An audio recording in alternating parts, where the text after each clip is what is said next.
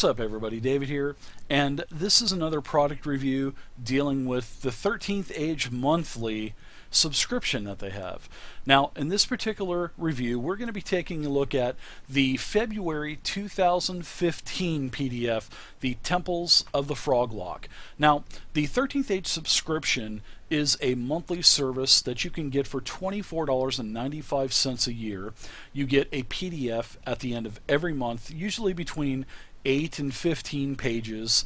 It has all kinds of information that's new to the 13th Age game, and it is totally official. It's by Pelgrane Press, and if you missed the first year, which is the first year was 2015, you can still buy all 12 of those PDFs for $24.95, and I think you'll even get the bonus coupon for $5 off the second year, which is in its second year right now. So there's also some other special bonuses that you get for getting 13th Age monthly. Not only do you get the 12 PDFs the PDF every month for 12 PDFs, you also get to download all of their other things that Ashlaw puts out for the 13th Age public play.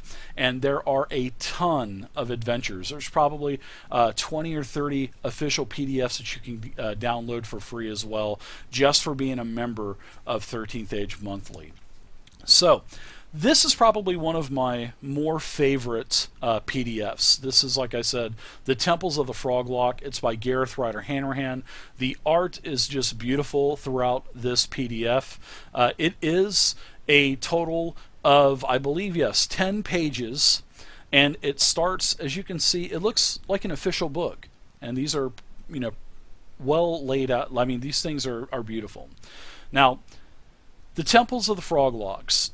The Froglocks are a race that's injected into 13th Age via this PDF, the February 2015 PDF. Now, it gives you a little bit of lore about the Froglocks, and also it gives you 13 reasons to be paranoid of the Froglocks.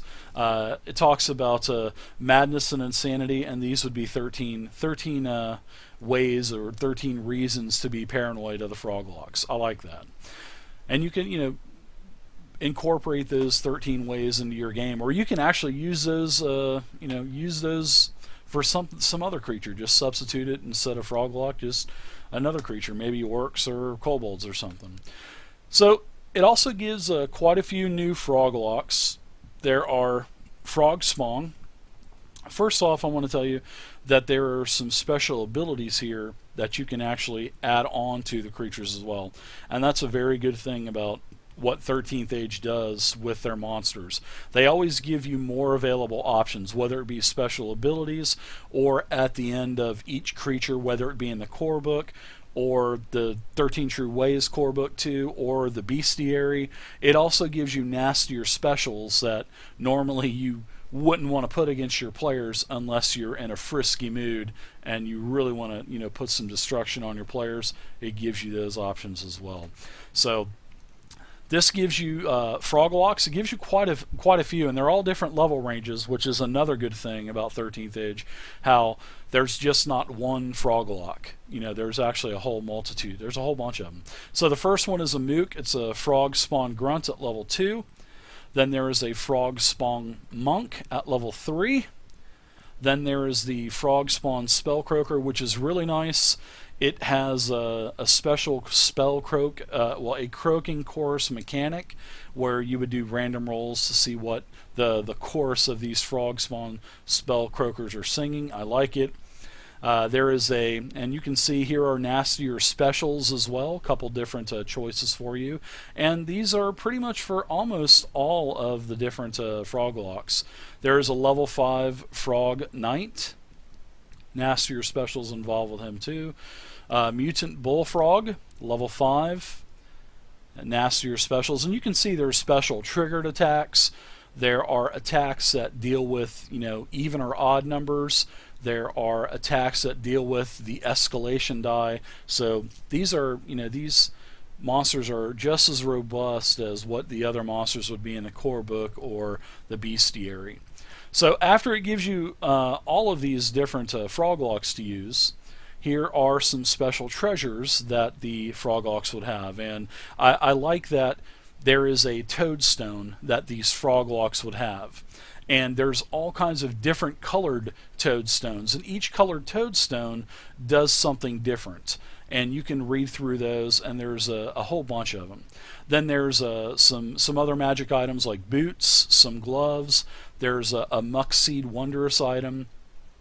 And then for the next section, it goes into encounters. Now, if you just want to have a typical Froglock ambush encounter, maybe in the jungle or the swamp or something like that, here's what you would use. You would use the creatures that are in the PDF, and if you have 6 second-level characters, you would have 9 grunts, 3 monks, and no spellcroakers. But, you know, the more players you have in your group and the higher level they are for second and third level, then you would add more. So for instance, a party of 7 third level characters would have to go against 9 grunts, 3 monks, and 2 spellcroakers, which would make for an absolute magnificent fight.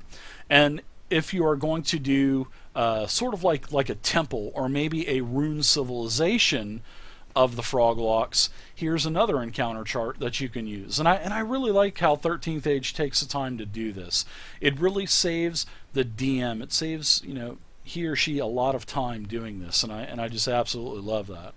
So the next thing is there are going to be 5 different adventures for runes or temples, and they actually involve 5 different icons.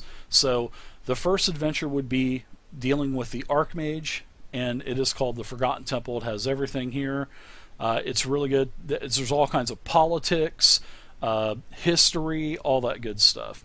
Then there's the Crusader, the Bog of Sinners, the Priestess, the Secret Shrine, the Prince of Shadow, Froghaven Port, and the 3, Temple of Eldritch Sorcery.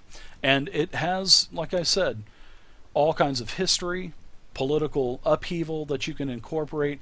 You know, it doesn't have to just be a hack and slash.